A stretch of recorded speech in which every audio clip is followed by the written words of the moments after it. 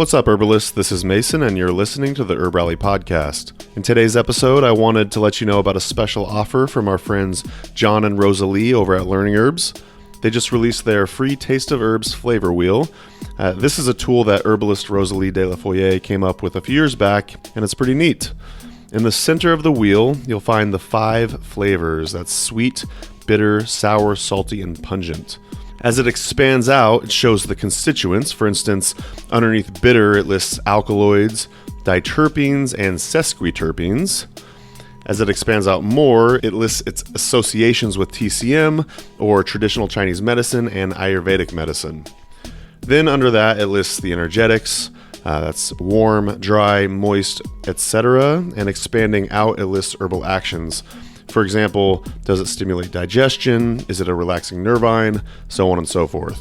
Then finally, on the outer rim, it lists the many different herbs. So let's say you take bitter all the way through. You could look at what's a warming, dry bitter that stimulates digestion. Looks like elecampane could be the right herb. So yeah, the Taste of Herbs flavor wheel is pretty cool. It's definitely a unique tool that helps you choose the right herb with confidence, and it's free. In addition, you'll also get access to 3 videos which go in depth on how to use the flavor wheel, finding the herbal sweet spot, and more. To get the videos and the flavor wheel, just click on the link in the show notes and all of the info will be there. So a big thanks to our friends John Gallagher and Rosalee de la Forêt for creating such an awesome resource for all of us. Again, that link will be in the show notes for this podcast. Thanks again for listening to the Herb Rally podcast, and until next time, take care.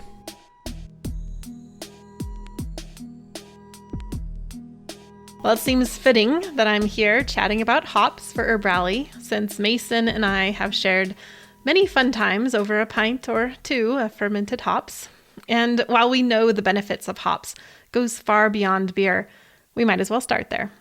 For hundreds of years, hops have been a key ingredient in making beer. Hops have become even more popular in recent years with the rise of artisan breweries and beers. Breweries throughout the Pacific Northwest that specialize in bitter India pale ales often offer a range of IPAs with detailed descriptions, highlighting the citrus and fruity undertones lent by various varieties of hops. It's not unlike descriptions of fine wines. There is an entire subculture obsessed with hops in its fermented state. There's really something about this plant family, the Cannabinaceae, that inspires obsession in its enthusiasts. Before trendy bars started highlighting their hoppy brews, the hop plant was used as traditional herbal medicine. With their aromatic and pungent scent, hop strobiles have been prized for their ability to help people relax. This use dates back thousands of years, at least since the 9th century. Let's look at a brief history of hops and beer. Native to Western Asia, Europe, and North America, hops have many traditional uses. The fiber in the vines was used to make a rope or cordage, and the leaves and strobiles were used as a dye plant. Hop strobiles were used topically to heal wounds and for a variety of medicinal uses. The first recorded use of hops for beer comes from a monastery in northern France from 822 CE. Some surmise that hops were a desired ingredient in monastery beers in particular because of their ability to inhibit sexual desire. Several hundred years later, hops were being actively cultivated in Germany for beer. Years later in Europe, it was declared that hops were a required ingredient for beer. This may have been for reasons of taxation, but in addition to adding flavor, hops also stabilize beer, giving it a much longer shelf life. Hops are a bitter, relaxing nervine and are both cooling and drying. They're used for many types of nervous tension, especially when associated with digestive distress, pain, spasms, or sexual overstimulation.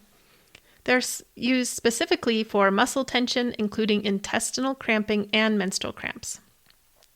Herbalist Matt Wood says that the hops are suited to people with intense personalities and strong emotions that result in nervous exhaustion, insomnia, and worry. As a relaxing nervine, hops have been shown to decrease stress during stressful situations. In a 2018 double-blind, placebo-controlled study, researchers gave healthy volunteers a stressful test. Those drinking an extract of hops had fewer markers of stress than those taking a placebo. Another study showed that when taken over a 4-week period, an extract of hops has been shown to decrease depression, anxiety, and stress in young adults. The relaxing and mild sedative properties of hops are often useful for people with difficulty sleeping. Peter Holmes, author of The Energetics of Western Herbs, one of my favorite books, says hops fits the profile of a hot type insomnia. In other words, people who struggle with sleep and who also feel hot and restless can benefit from hops' cooling abilities. One study looked at the sedative qualities of a non-alcoholic beer made with hops in a population of people who are under a lot of work stress, nurses. The research found that the nurses drinking the hops-infused non-alcoholic beer demonstrated improved nighttime sleep quality. Cheryl Tilner, author of Herbal ABCs, says, "When you are in need of a bitter that also helps alleviate nervous exhaustion, anxiety, neuralgias, and promote sleeps, hop could be your herb." Hops' bitter and pungent taste make them an excellent aromatic digestive herb. They're commonly used for people with upper gastric digestive disorders, including loss of appetite, stagnant digestion, weak digestion, gas, and bloating. It's likely that hops stimulate bile production and release, thus helping people to better digest fats. Think of hops specifically when there's indigestion associated with nervous tension. Historically, hops were used to get rid of worms in the digestive tract. They can also relax intestinal cramping with their antispasmodic effects. Metabolic syndromes, which include insulin resistance and type 2 diabetes, affect as many as 30% of the population in the United States. Metabolic syndromes often negatively affect heart health as well. While the causes and therefore the approaches for these diseases are really complex, numerous studies have shown that hops have many benefits for people with metabolic syndromes. For example, about 1,000 polyphenolic substances have been found in hop strobiles, and many of those polyphenols have been shown to have a beneficial effect on cholesterol, reduce inflammation, and support heart health. Other examples of hops' beneficial effects include 2 studies that have been shown that an extract of hops is helpful in reducing body fat in healthy adults. An extract of hops also was shown to benefit acute endothelial function, which is the performance of the membranes lining the heart and blood vessels. And this was in both smokers and non-smokers. Hops can be beneficial for the skin too. They're considered a mild alternative herb, and they are also a mild diuretic. They're used to help clear heat and damp from the body in the sense of traditional Chinese medicine. Herbalist Peter Holmes uses hops to clear damp heat from the skin, especially when there's concurrent inflammation such as eczema and acne. Hops affect hormones in a variety of ways. For example, they have some phytoestrogenic qualities that have been shown to benefit women with menopausal symptoms. In one study, 120 women in the early stages of menopause were given either a hops extract or a placebo for 12 weeks. Those taking the hops extract had significantly fewer hot flashes than those taking the placebo. Clinical herbalists will often attest that there's rarely that one thing or just that one herb that's going to make all the difference, especially when looking at chronic illness or chronic health problems. Instead, it's the combination of many different things. That's why the following study was so interesting to me. Researchers looked at postmenopausal women with metabolic syndrome. Every woman in the study was instructed to consume a modified Mediterranean-style low glycemic load diet and to engage in aerobic exercise. Then, of those women, half the women were given some nutrients to take. Those were a hops extract, 100 milligrams of berberine sulfate, 500 IUs of vitamin D, and 500 milligrams of vitamin K. They took those twice daily. The people in the study who are taking the herbs and the nutrients produced a more favorable bone biomarker profile indicative of healthy bone metabolism compared to those who did not. So again, interesting study because it showed people doing a variety of different things for their health, and then those who did ate in a particular way and exercise in a particular way, but also took those nutrients had better bone health. All right, let's talk about botanical identification. Well, hands down, hops wins the prize for the coolest botanical name. And I would say if you haven't said it yet, you should go ahead and try it. It's Humulus lupulus.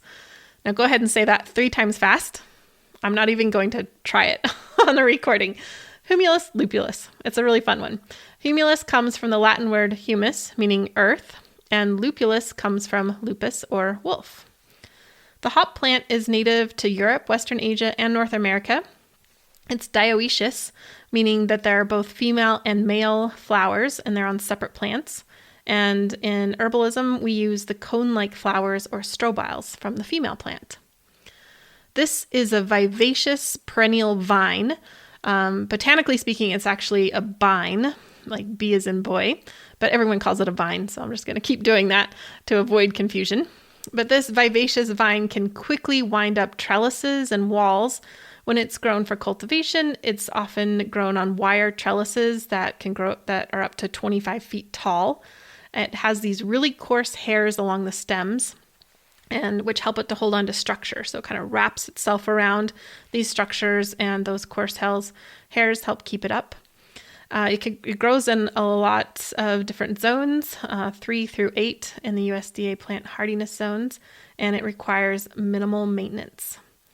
The leaves are palmate with 3 to 5 serrated lobes, and the female plants produce these bright green cone-like fruits or strobiles that are covered in the sticky resinous yellow substance called lupulin. These papery light aromatic fruits are what's used to make beer and herbal medicines. All right, so we know that hops are a relaxing nervine. We can use them for digestion. We can use them to relax muscle tension and pain. So how do we go ahead and use them? So hops are definitely bitter, and depending on your tolerance for bitter, hops have a variety of different preparation methods. So they can be made into a tea, preferably a long infusion, but due to that overt bitterness, tea can be hard to consume, especially on a long-term basis. As a result, many herbalists prefer to use hops as a tincture, and that minimizes the amount of bitter liquid that needs to be consumed. Many of the studies that I mentioned were using standardized hops extracts, and so those are sold as capsules in health food stores.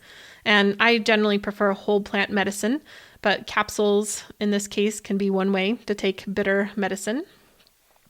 Hops definitely have an intriguing pungent and aromatic scent. The dried strobiles can be added to pillows or sachets, and then you can smell those at bedtime to promote sleep and relaxation. Hops can also be used in a bath before going to bed to help promote sleep. And how I would do this is make a strong tea from the hops, strain that off, and then add the tea water to the bath water. Hops can also be used as a fomentation, which is a hot infusion of the tea placed on a cloth. It can also be used as a poultice, and you can use those both on boils, irritated skin, muscle spasms, and back pain. Of course, as we discussed, for many, hops are often served as beer or as a flavoring in kombucha or cider or other fermented beverages. For dosage, when taking as a tea, 1 to 2 grams, it doesn't sound like a lot, but those strobiles are very light. So I recommend 1 to 2 grams 3 times daily. It's best prepared as a long infusion, about 30 minutes minimum steeping time. Of course, as we mentioned, the tea can be hard to take, especially day in and day out because of the bitterness. So a tincture can be a great way to use that. If you're using dried strobiles, I'd do a 1 to 5 ratio, 60% alcohol. Take about 1.5 to 3 mils 3 times daily. Special considerations with hops. You want to avoid therapeutic dosages of hops with people who are already taking pharmaceuticals, sedatives, hypnotics, or antidepressants. There's some caution with using too much hops in someone who already has depression. There's also some caution during pregnancy, generally in those larger dosages. For best results, you want to use those strobiles within 6 months of drying because they can lose their pizzazz pretty quickly. Hops are a wonderful bitter, they're a relaxing nervine, and their benefits go far beyond that of beer. Think of it especially for promoting sleep, muscle relaxation, and healthy digestion. It's been my pleasure to share my love of hops with you. Ciao.